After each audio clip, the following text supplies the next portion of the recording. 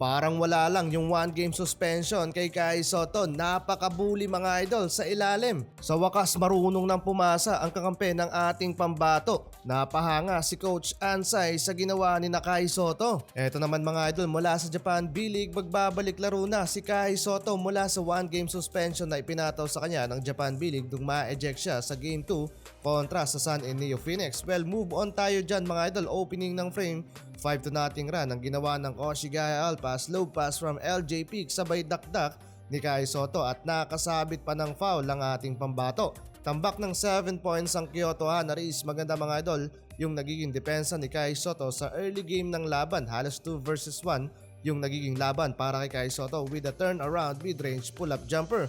Eto naman, twin tower connection from Suarez to Kai Sotto and one-handed slam dunk.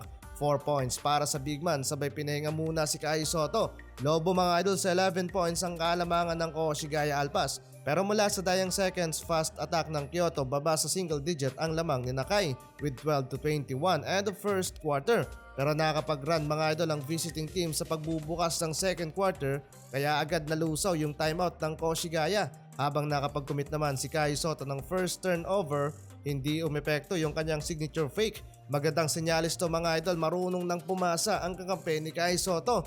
Hindi pa tapos ang first half, malapit nang makapag-ambag ng double figure ang big man para sa Koshigaya. Pero halfway ng quarter, ang daming nasayang na field goal ni Kai. 4 na field goal yung naimintes niya sa loob lamang ng second quarter. Habang Kyoto Hanaris with a big run para makuha ang lead sa laban. Under 3 minutes ng quarter, muling ibinalik si Kai Sotto at agad nakapagtala ng field goal sa laban.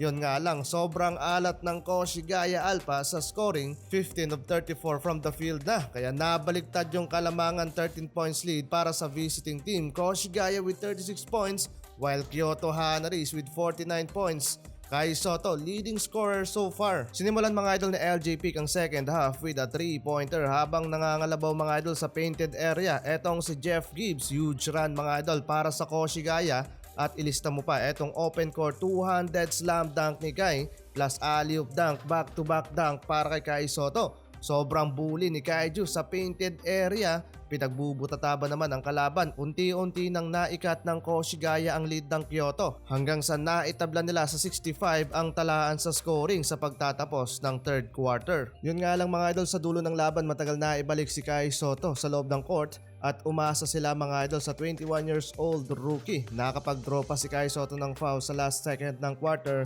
at naipasok naman niya ang perfect 3 of 3 free throw.